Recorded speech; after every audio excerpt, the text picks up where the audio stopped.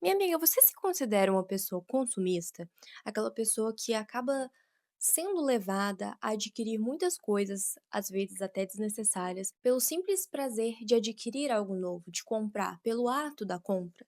O quanto disso será que é seu, que é porque faz parte da sua personalidade e você gosta e te faz feliz? E o quanto disso representa que você é simplesmente um fruto de um sistema que quer que você haja exatamente assim? Eu sempre fui uma pessoa muito mão de vaca. Se tem uma coisa que eu odeio fazer, é gastar dinheiro. O meu principalmente, mas o dos outros também. Lógico que eu não vou mentir, comprar uma roupinha nova, comprar livros. Eu amo comprar livro, é uma coisa que eu amo. Comprar material de papelaria, cadernos, essas coisas são coisas que mexem mais com o meu coraçãozinho consumidor.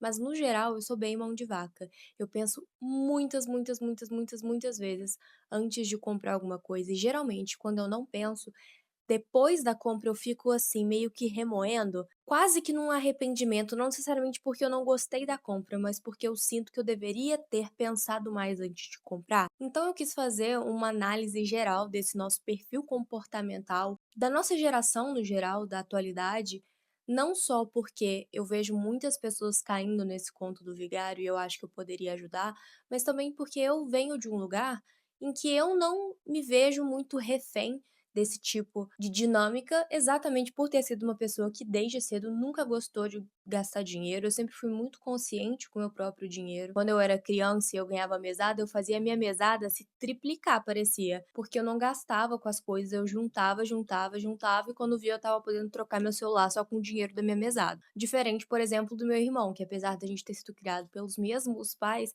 ele tem uma personalidade completamente diferente da minha em relação ao consumo. Não dá pra falar de consumismo sem falar de rede social, porque é muito do que nos induz ao consumo, ao desejo do consumo, são as redes sociais, porque nelas estão armazenadas vários gatilhos de compra. A rede social em si é um grande mural, onde as pessoas colocam o melhor sobre si, e não só as pessoas, mas as marcas, os influenciadores, está todo mundo ali tentando mostrar uns para os outros como a própria vida é maravilhosa. E como eu disse anteriormente em algum dos outros episódios de podcast, ninguém posta que tá triste, que tá mal, a não ser que tenha uma segunda intenção. Sim, é tudo performado, sim, todo mundo tá mostrando partes da própria vida e que só são mentiras se você estiver inventando. Mas provavelmente há muito de você que você omite ao utilizar a sua rede social, apesar de ser sua rede social. E então, teoricamente, você tem a liberdade de postar o que você quiser. Mas esse padrão de comportamento de quem utiliza principalmente as redes sociais, Instagram, TikTok, Twitter até, é de você só postar aquilo que existe uma intenção por trás. Não existe mais um post orgânico, eu vou postar só porque eu gostei dessa foto. Geralmente a gente posta para o outro ver, ou para mostrar para o outro o que que a gente está fazendo, ou porque você achou engraçado, ou porque você quer chamar atenção para uma causa específica, ou você quer abrir uma vaquinha, ou você quer vender algum produto, e para isso você precisa aparecer, mostrar o seu trabalho. E nesse amontoado de coisas que todo mundo é refém, os influenciadores entram exatamente aí. Tá no próprio nome, né? O grande papel do influenciador é influenciar aquelas pessoas que seguem aquele perfil por algum motivo, seja por identificação, admiração, por desejo. E o influenciador, para ele ser um bom influenciador, ele precisa gerar desejo nas pessoas. E isso aí vai desde o lifestyle, uma boa influência no sentido de, vai influenciar as pessoas a praticarem esporte, vai influenciar as pessoas a começarem a fazer atividade física, se alimentar melhor, ou eu aqui, que estou produzindo um conteúdo que a gente conversa sobre temas que geralmente as pessoas não gostam muito de se aprofundar, como uma conversa entre amigas. Eu acredito que isso seja uma influência positiva, mas também existe a influência que não necessariamente ela é negativa, mas ela pode ser dependendo da pessoa que recebe. Então, ao você ver aquela pessoa que você admira, que você, por exemplo, uma influenciadora que você acha linda, tem um corpo bonito, tem um cabelo lindo, tá sempre tudo em dia, assim, com as unhas impecáveis, o cabelo impecável, a roupa impecável. Ela tá sempre usando as últimas tendências e coloca isso dentro do saco de: eu sou blogueira de moda, então eu tenho que estar seguindo as tendências". Ela tá sempre com o celular mais novo possível, ela sempre tem uma câmera incrível, aí você compara as suas fotos com a dela, você fala: "Como que minhas fotos não ficam tão boas quanto as dela?".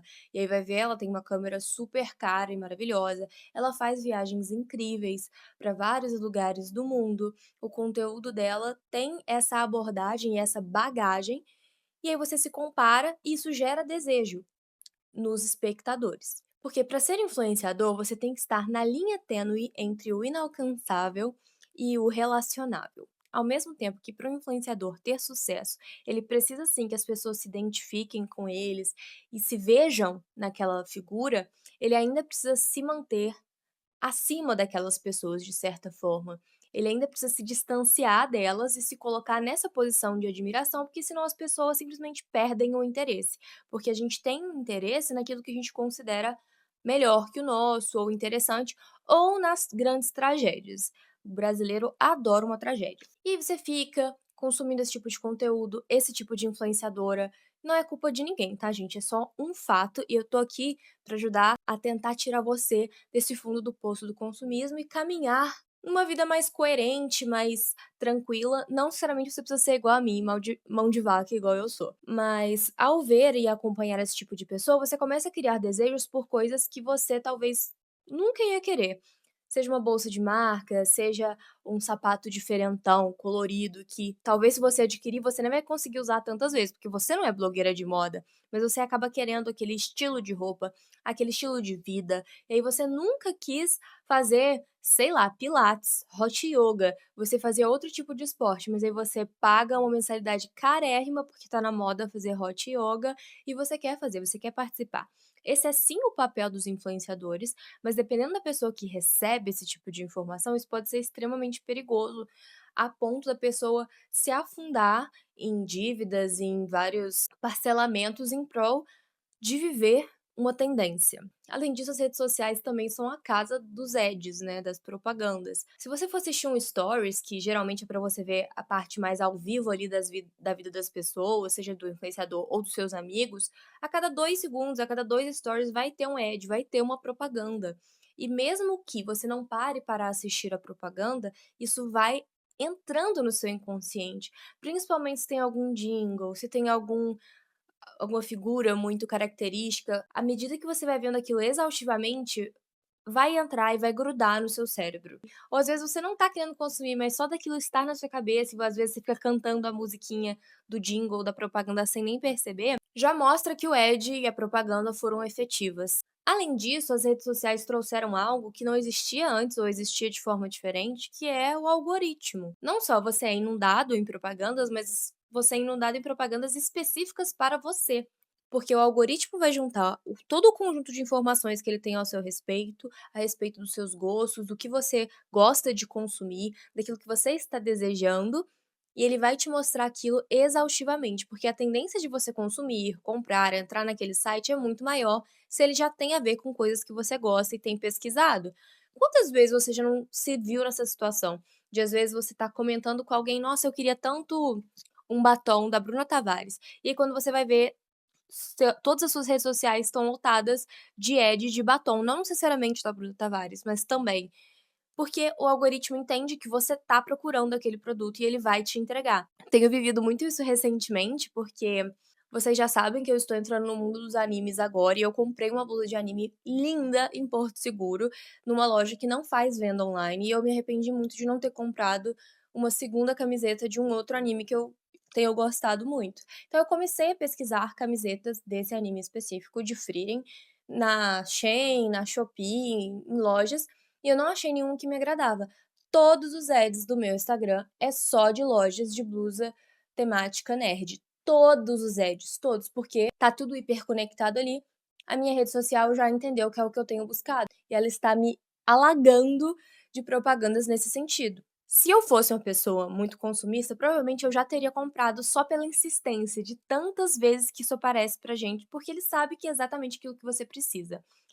Precisa, né, é aquilo que você tem buscado, se você precisa de fato ou não, é relativo. E se a gente comparar com a maneira como era feita a propaganda antigamente, a gente vê como que a propaganda ela sempre foi efetiva, ela sempre existiu, mas como que a maneira como ela é feita hoje em dia, é muito mais sufocante, tem menos saída. Antigamente, a propaganda era feita em outdoors, que continua sendo feita, na televisão, que continua sendo feita. Mas, por exemplo, se você estava assistindo uma novela na Globo e estava a hora do intervalo, você não precisava ficar sentado vendo um ad. Você podia simplesmente levantar, ir no banheiro, sei lá, fazer uma coisinha pra você comer.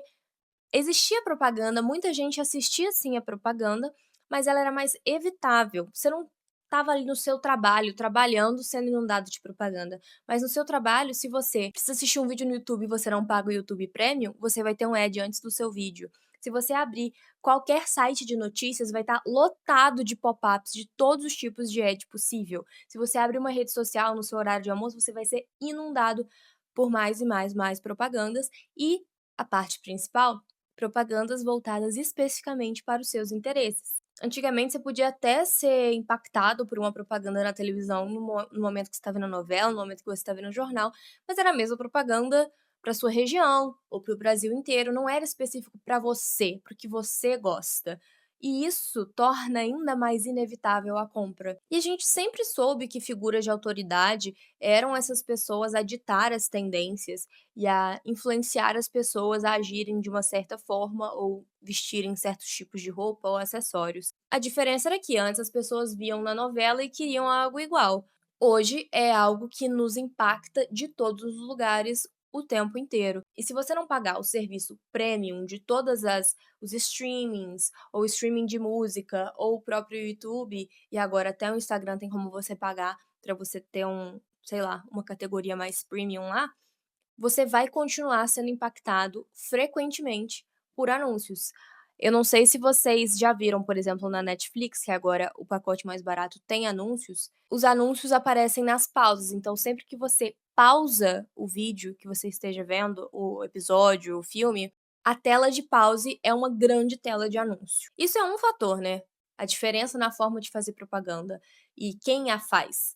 Antes, como eu disse, eram atores da novela, eram as socialites, eram pessoas que a gente via na TV e nas revistas. Hoje em dia, qualquer pessoa pode se tornar influenciador e do dia para noite, literalmente ser uma sensação nacional que dita tendências e que dita comportamentos e que influencia comportamentos. Fora isso, a gente tem que considerar sim o tipo do produto que se consumia antigamente e o tipo do produto que se consome hoje em dia. E eu nem preciso falar de tanto tempo atrás assim. Quando eu era criança, minha mãe comprava minha mãe é uma pessoa que compra muito, e ela vai botar o áudio dela aqui no final do episódio, tô muito curiosa pra saber a opinião dela sobre isso. Mas, quando eu era criança, minha mãe comprava sacos e sacos de roupa, eu experimentava roupas de lojas infantis aqui da minha cidade, e as roupas eram de tanta qualidade que eu usava e depois eu passei para primas, eu passei para amigas minhas mais novas, filhas das amigas da minha mãe, e tem roupa minha que eu usei criança que está sendo usada até hoje por outras crianças. Minha mãe me mandou uma foto esse dia de uma paciente dela, que é filha de uma amiga dela, que está usando hoje um casaco que eu usei quando eu tinha cerca de 8 anos. As coisas duravam, porque eram feitas com produtos duráveis, de qualidade. Atualmente a gente não pode falar o mesmo. Existem sim produtos de qualidade que são feitos com materiais de qualidade duráveis? Existem, só que eles têm um ticket médio muito mais alto do que a maioria das pessoas pode pagar. E antes essas roupas, esses materiais eletrodomésticos de qualidade, eles eram a maioria, então eles chegavam para a maioria das pessoas. E a gente pode sim falar da obsolescência programada, aquele negócio da redação do Enem que a gente sempre aprendeu, de que as coisas hoje em dia elas são feitas para ter um prazo de validade, para que você compre outro, e até para que valha mais a pena você comprar outro do que você consertar aquele. Várias vezes a gente já, por exemplo, na casa dos meus pais, já estragou uma air fryer, e aí meu pai gosta de consertar as coisas, mas ia dar tanto mais trabalho consertar, era mais barato comprar uma nova do que tentar consertar aquela. Não só isso, mas a gente tem que sim pensar nas tendências, que antes as tendências elas surgiam, elas duravam um tempo e depois elas caíam em desuso e surgiu uma nova tendência. Esse ciclo, ele tinha um pico mais longo, ele tinha uma amplitude maior, então durava mais tempo. Ah, era moda calça de oncinha, ia ficar na moda por aí 2 anos ou até mais recentemente 1 ano. Hoje em dia, por tudo isso que eu falei pra vocês, por coisas que não duram, por influenciadoras que ficam ditando as tendências e são muitas pessoas hoje que ditam tendência e tem muita gente falando de moda e de comportamento e de lifestyle. As coisas elas surgem e elas morrem muito mais rapidamente. As tendências, as modas, elas surgem numa semana, daqui a um mês elas já estão sendo vistas como vergonhosas. Tipo assim: "Nossa, você ainda usa isso?". É fato de que a moda ela é cíclica, ela volta. Às vezes uma coisa que se tornou brega hoje, daqui a 4 anos ela vai voltar a ser tendência novamente. Mas como as coisas não duram, não tem nem como você guardar essas coisas para usar daqui a 4 anos, porque vão vir tantas outras tendências nesse meio tempo que você vai querer comprar tantas outras coisas nesse meio tempo, você não vai ficar guardando uma peça para usar daqui a 4 anos. Isso se ela tivesse qualidade para ser guardada para durar por 4 anos. Então a gente tem que pensar nessas 2 coisas que andam juntas. As coisas não são feitas mais para durar, e mesmo que fossem, se ainda fossem feitas para durar, a tendência, a moda muda tanto, que mesmo que elas durassem muito tempo, você precisa de coisas o tempo todo. Então você para você seguir a tendência, você tem que estar comprando coisas o tempo inteiro. Então o que que as grandes marcas, essas marcas chinesas fazem? "Olha, eu vou fazer essa blusa que está na moda, numa qualidade pífia, feita de garrafa PET", porque a pessoa vai querer usar o quê? 2 meses? Não tem problema se ela estragar em 3 lavagens. Porque a pessoa nem vai usar tanto, não dá tempo de usar tanto, as tendências mudam com muita, muita frequência. E por que que isso acontece? Não só pela disseminação de informação que é muito rápida, mas principalmente porque a elite precisa se diferenciar. E sim, esse vídeo é profundo nesse nível. Eu sei que a gente está falando de consumismo, padrão de consumo, de comportamento, mas a gente precisa pensar nisso. Os ricos, desde sempre, as pessoas que têm mais dinheiro, elas querem de alguma forma se diferenciar daquelas que não têm. Antigamente eram os trajes. Nossa, aqueles trajes todos suntuosos, cheios de ouro, com cores que eram dificílimas de você conseguir. Por exemplo, a cor roxo, ela era associada à cor da realeza, porque era um pigmento dificílimo de conseguir. Então, se você visse alguém de roxo, você sabia que era uma pessoa que tinha muito dinheiro. E a partir do momento que as coisas chegam no povão, entre aspas, na galera que não tem dinheiro, o rico já não quer mais usar. Ele não só não quer mais usar, como ele começa a zoar e a desprezar aquela mesma coisa que um dia ele utilizou, porque chegou nas pessoas, no resto da humanidade, no resto das pessoas, e eles já não mais se diferenciariam se continuassem utilizando. O pigmento roxo é um exemplo antiquíssimo desse acontecimento, porque a partir do momento em que se foi inventado o pigmento roxo sintético, e ao olhar uma roupa roxa você não conseguiria diferenciar se é natural ou se é sintético, as pessoas da realeza pararam de associar e de utilizar o roxo como forma de se diferenciar. E uma coisa que aconteceu muito recentemente que tem a ver com isso é o próprio Labubu. Vocês lembram dessa febre que foi? Assim que surgiu essas blind boxes com os Labubus especificamente, tinham outros tipos de bonequinho, mas eu acho que foi mais principalmente o Labubu.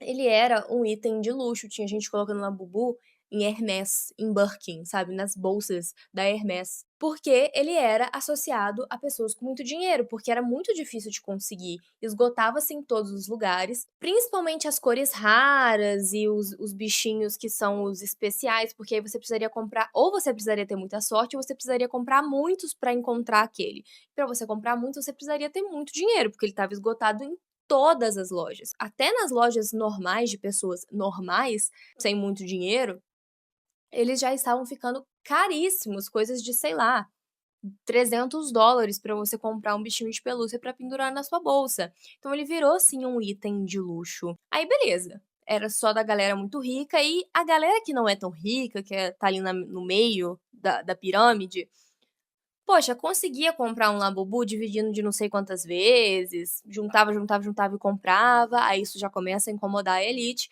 Aí começaram as falsificações. A partir do momento que a falsificação se massifica, você consegue comprar um bonequinho falsificado que é sim muito parecido com o original, e você ainda escolhe a cor no AliExpress, aí a elite já não quer mais usar, porque aí já não é mais um símbolo de exclusividade, luxo, diferenciação. Quem hoje em dia que você lembra de ter comprado 1 trilhão de Labubus ainda usa Labubu na bolsa? Principalmente em bolsas de luxo. Antes, essas coisas demoravam, né, para chegar nas pessoas. Hoje, com todos os fatores que a gente falou aqui, de rede social, de ad a cada 2 segundos, de influencers de todos os nichos, de todos os níveis de renda, esse ciclo, ele é muito mais rápido. As coisas surgem na elite, elas se tornam um objeto de desejo pelo resto das pessoas, as pessoas querem alcançar aquilo de toda forma, as indústrias e as marcas veem que a população geral tem interesse em adquirir aquele tipo de produto, fazem uma versão daquele tipo de produto, ou daquele tipo de lifestyle, aí quando chega na galera, a elite para de usar. Hoje em dia isso acontece no intervalo mínimo.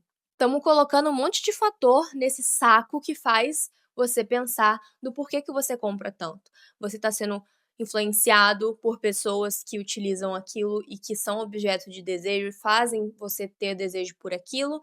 Você está sendo massacrado por um monte de propaganda o tempo inteiro, são propagandas voltadas para você, para o que você gosta, e muitas das plataformas de venda hoje fazem uma estratégia de gamificação que mexe com a psicologia cerebral mesmo do ser humano. E a gente pode dar um exemplo muito bom, eu não sei se vocês já compraram, provavelmente sim, na Shein, Shopee, Temu. Sempre que você acessa esses aplicativos, é um monte de mini abas, e aí cupom disso, resgate isso, aí tem uma roleta que você roda e você ganha não sei quantos de desconto, e aí você abre tal coisa e você envia, e você assiste uma live, aí você ganha moedas, aí você troca moedas por dinheiro, por cashback. Gire essa roda, clique nesse botão, abra esse baú para você ganhar um brinde no final da sua compra. É uma estratégia de gamificação não só para você ficar mais tempo no aplicativo, mas também para você comprar mais coisas. Então, beleza, você pôs lá no seu carrinho da Shein: "Ah, eu quero esse moletom, esse moletom é R$ 100", aí aparece embaixo assim: faltam tantos reais para você ganhar um brinde. E aí você fala: então eu vou comprar mais alguma coisa para eu ganhar um brinde". E aí não só você vai comprar uma coisa que você nem queria e às vezes nem precisava, mas você vai ganhar um brinde que provavelmente é uma coisa muito inútil e custa centavos para ser feita, para acumular mais lixo ainda na sua casa, além das roupas, no geral, que são feitas de garrafa PET e também são meio lixo. Eu não tô imune a isso não, tá gente, eu gosto, pra mim ficar scrollando na Shein é quase que scrollar uma rede social. Eu adoro ver as roupas, mas pra mim isso não é gatilho, isso não me deixa tensa, porque eu apesar de eu querer, eu olhar e falar assim: "Nossa, eu adorei essa jaqueta", eu não tenho esse impulso de compra que eu sei que muitas pessoas têm. Então pra mim, não é problema eu participar desse tipo de hábito, né, de eu ficar olhando a Shein, essas coisas.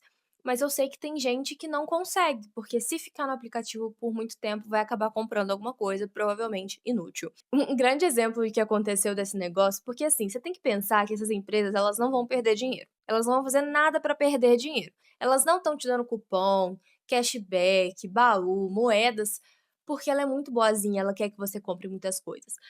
O custo dos tipos de produto que vende na Shein, na Shopee, na grande maioria das vezes, é baixíssimo, baixíssimo.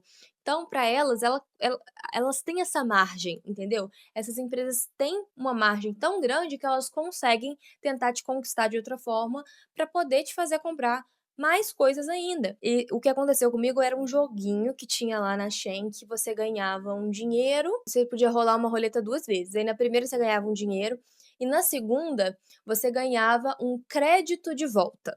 O que que era o crédito de volta? Eu achei muito suspeita essa questão de crédito de volta, eu fui ver lá as regras, né, eu cliquei lá para ver as regras desse tipo de bonificação. Basicamente, você tem um crédito no aplicativo para gastar com coisas e receber as coisas na sua casa, como se fosse uma compra, mas ele tinha o tempo limitado e ele tinha uma categoria, uma pré-lista de produtos que você poderia gastar com esse crédito de volta.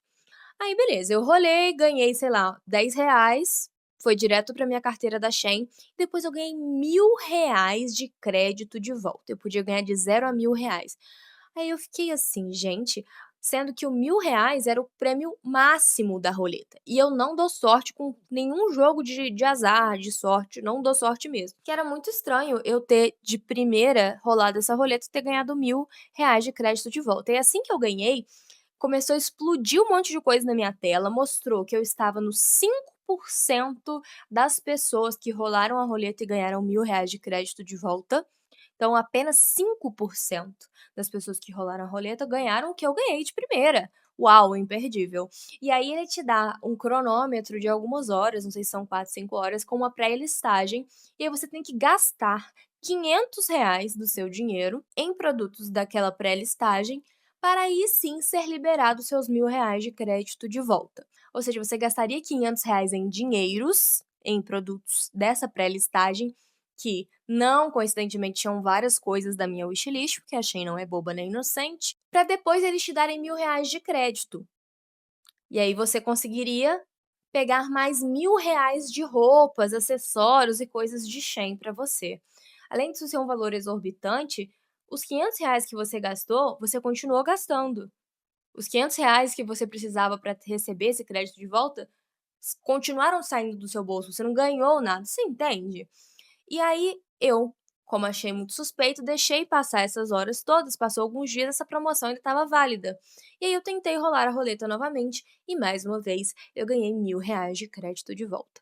Ou seja, é muito óbvio que é uma coisa que muita ou todos ganham, não tinha nada de 5%, mas é uma estratégia de gamificação para que você se sinta ainda mais obrigado com essa sensação de que é imperdível que você compre aquilo naquele momento.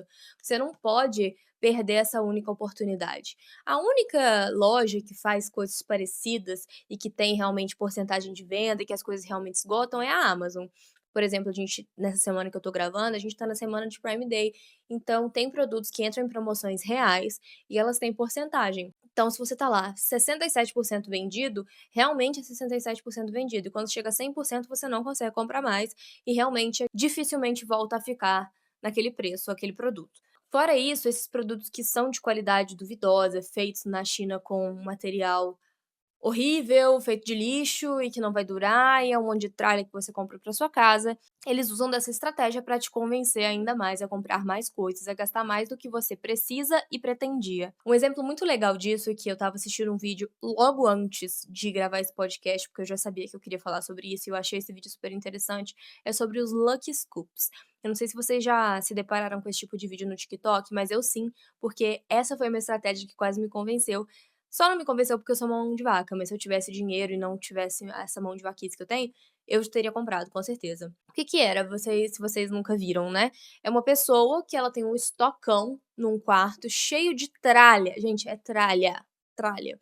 É caderninho com capinha fofinha, é bottom, aí tem touca de banho, tem máscara de dormir, tem meias e scrunchies e marca-página, marca-texto, canetinhas, e esse monte de mini tralhinhas, sabe, que são fofinhas, bonitinhas, bem aquele estilo kawaii coreano, tudo cores pastéis, coisas da Sanrio, tudo muito fofinho, bonitinho, lindinho e tal, e aí a pessoa tem, tipo, um pote cheio de miçangas, e cada miçanga corresponde a um item, e aí ela pega um scoop daquelas miçangas, joga num pratinho e vai coletando os itens e monta o pedido da pessoa.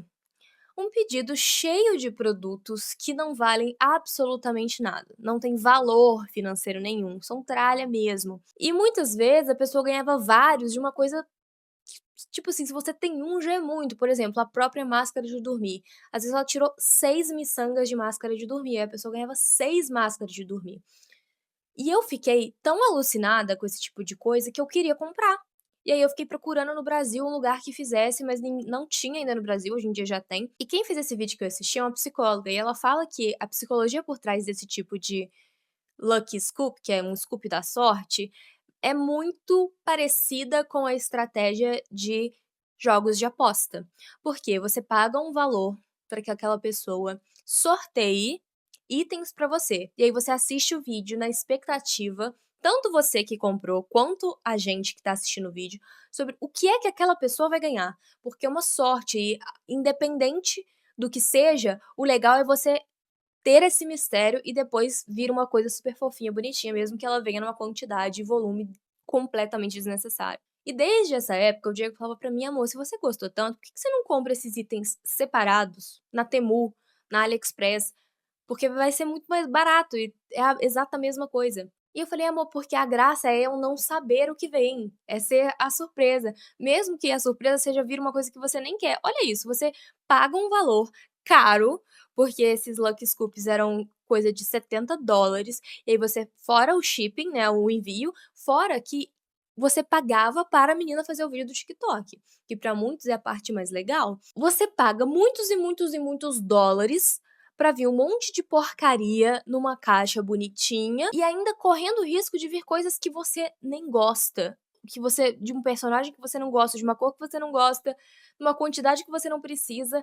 e coisas que você definitivamente não precisa. E se você precisa, não é num Lucky Scoop que você deveria estar procurando comprar. Se você precisa de um caderninho, vai numa papelaria e compra, ou compra na Shopee, sei lá, mas aí você não. Eu preciso de um caderninho, então vou pegar um Lucky Scoop com 60 itens. É um monte de lixo que você paga muito. E essa psicóloga, ela fez um comparativo, ela pesquisou cada item de um vídeo específico na Temu e ela achou todos os itens ou exatamente iguais ou muito semelhantes. E a conjuntura dos itens somava tipo $30, 20 e poucos dólares.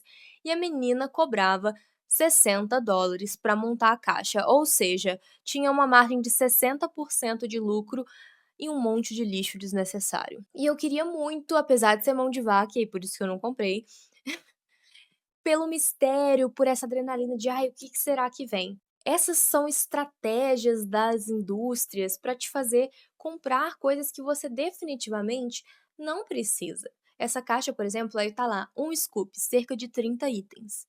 Eu não preciso de mais 30 itens na minha casa, sabe, mas por que é que eu queria tanto esse scoop da sorte pra ver o que que era, só porque era bonitinho, esse monte de porcaria que eu já tenho, tudo que vinha ali eu já tenho alguma coisa, tipo, máscara de dormir? Já tenho, touca? Já tenho.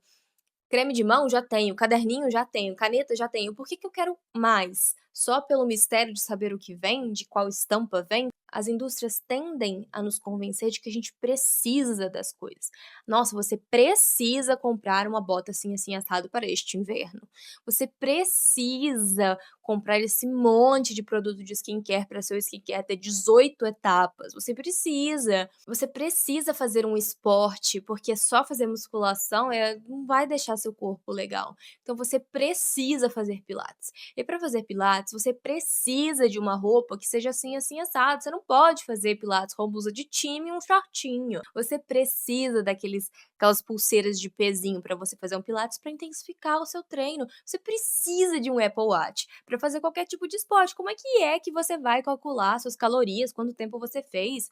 Não, você precisa do celular mais novo do momento, porque senão você vai estar muito obsoleto. Não importa que você não vai utilizar todas as funções dele, ou a câmera que é top, ou a memória que é gigantesca, mas você precisa dele porque ele é o melhor. Então você precisa trocar de carro. Se seu carro está muito velho, não condiz com o que você quer passar, com a imagem que você quer passar. Então você precisa viajar para fora. Não importa que você ganhe um salário mínimo e mal consegue se sustentar, você precisa viver, sabe. Você vai se prender ao trabalho, você precisa viver, viajar, sabe. Divide, dividido parceladinho, não machuca ninguém. Não, você precisa reformar esse seu quarto, ele já tá muito velho, tá muito antigo, tá um estilo muito anos 2010. Não, você precisa de roupas novas para este verão, biquínis, esse biquíni aí estava na moda em 2014, você não pode usar ele novamente. É sempre assim, só muda o nicho.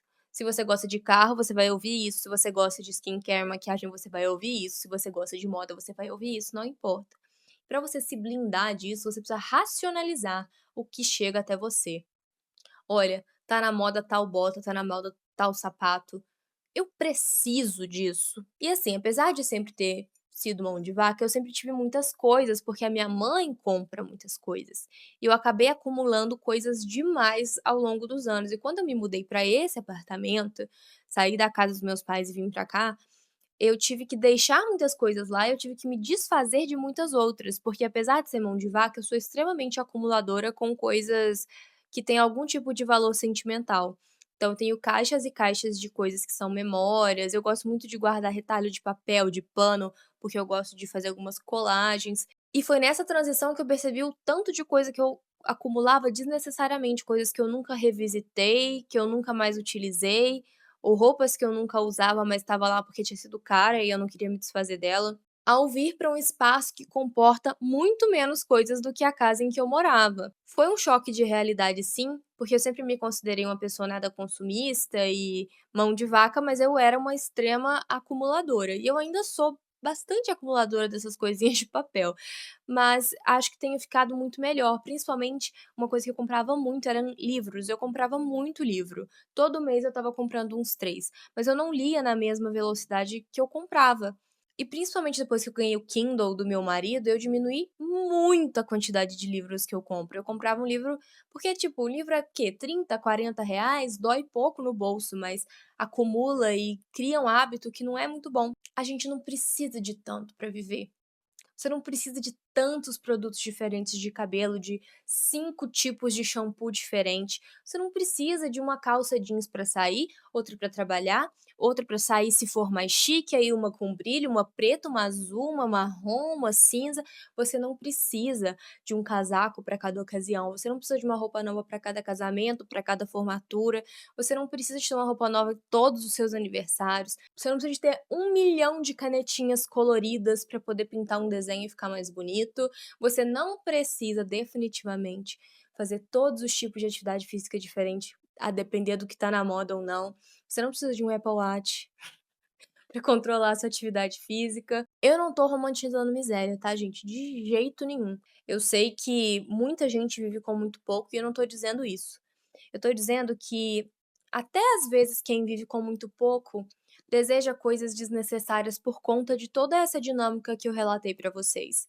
E a gente precisa se blindar disso, não só porque o mundo, o planeta está implorando para que a gente pare de consumir tantas coisas que vão virar lixo rapidamente, mas para que você, minha amiga, seja capaz de construir uma vida melhor. Porque se você for reparar, tudo isso que eu relatei para vocês é muito mais em cima da mulher. Esses ads, essas tendências, tudo isso, esse ciclo que virou muito mais curto, atinge muito mais as mulheres. Quando a gente fala das questões de aparência, ou de skincare, de maquiagem, de produtos de cabelo, isso atinge muito mais a mulher. É a mulher que acha que precisa disso tudo, porque a gente está sendo influenciada a agir dessa forma.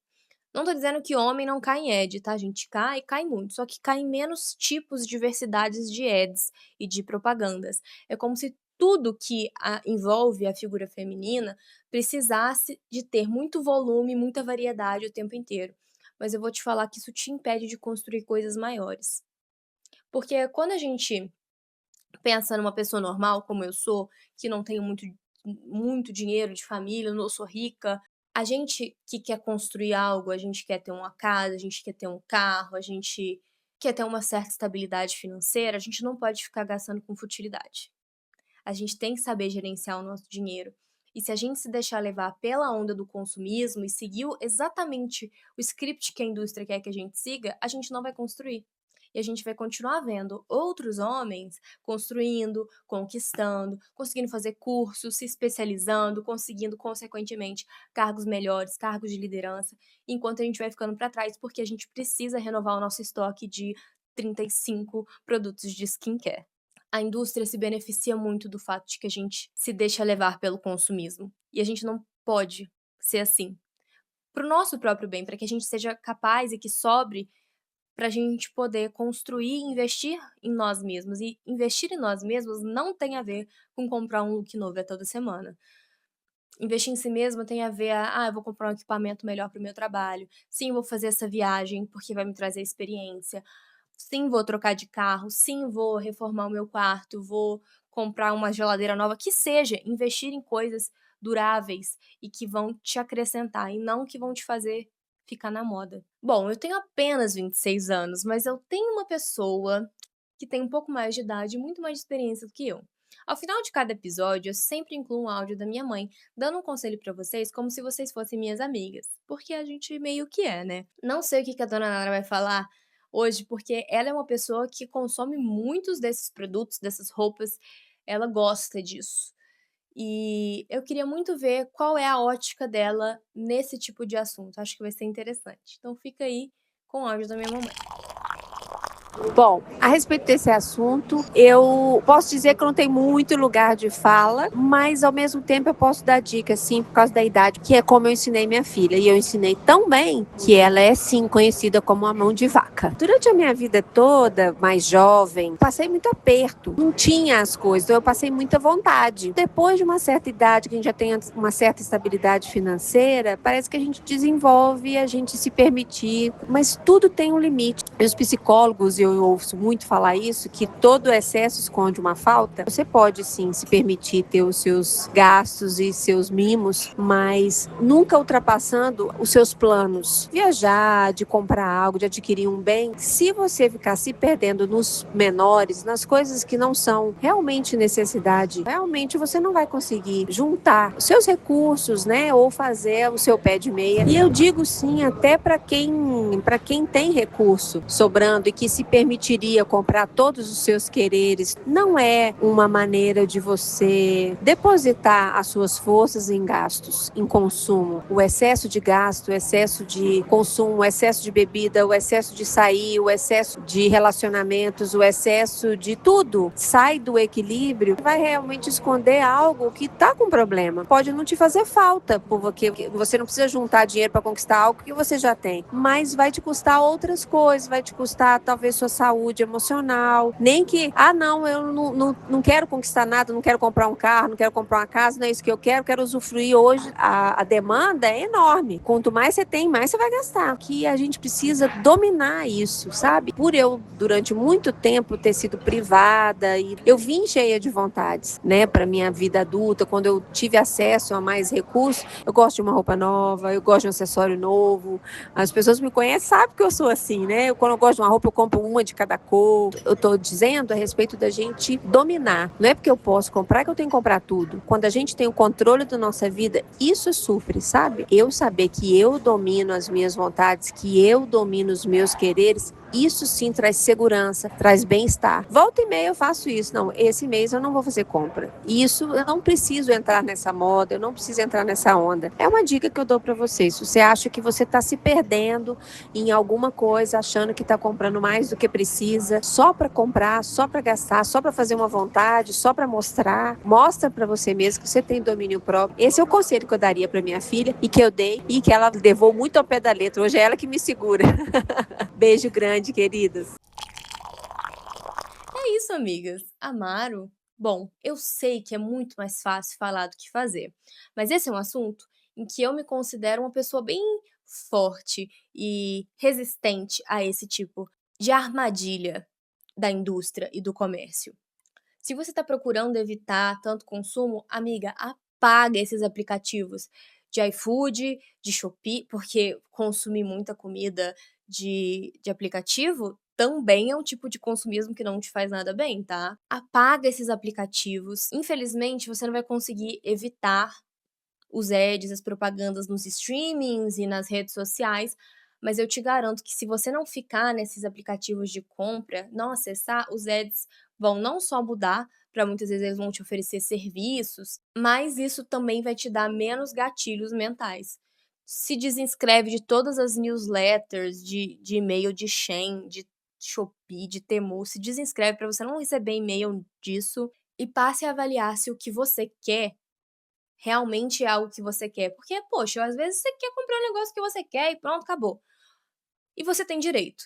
Com que frequência você está se dando esse direito de querer muito algo e comprar? E se você de fato precisa, se tem necessidade de que você adquira aquilo naquele momento? E pare, por favor, para de acompanhar essas influenciadoras que o único nicho é o consumismo, que a única coisa que elas fazem é mostrar, abrindo coisas e mostrando coisas a cada semana. Eu precisei fazer isso, eu precisei parar de seguir vários influenciadores literários na época, porque eles só faziam vídeo de unboxing e era um livro novo toda semana e eu queria, sabe, aqueles livros também. Pare de seguir, tira isso do seu campo de visão, porque isso vai aliviar a sua mente, vai te tornar mais forte. Racionalize as suas compras. Pense muito antes de comprar. Nada é tão imperdível assim. Eu acho que a não ser Bitcoin há uns anos atrás, porque quem perdeu, perdeu mesmo. Pouquíssimas coisas, se você não comprar naquele exato momento, você nunca mais vai ter aquela oportunidade de novo. Pouquíssimas mesmo. Então pense bem, se dê o direito de pensar de fato antes de comprar, para que você possa construir coisas maiores e investir em coisas que são relevantes para si mesmo, e não num casaco sintético da Shein. É isso, amigos. Espero muito que vocês tenham gostado de mais um episódio de Meu Café Não é Amargo. Se você tá ouvindo pelo Spotify, vou pedir pra você avaliar esse podcast em 5 estrelas e deixar um comentário aqui sobre o que você acha desse assunto, porque eu adoro conversar com vocês sobre isso. Agora, se você tá assistindo pelo YouTube, eu vou te pedir pra se inscrever no meu canal e deixar um like pra ajudar no engajamento. Caso você queira me encontrar mais de uma vez na semana, eu tô em todas as redes sociais no @Natália Barel. Espero vocês na terça-feira que vem pra mais um episódio. É isso. Um beijo.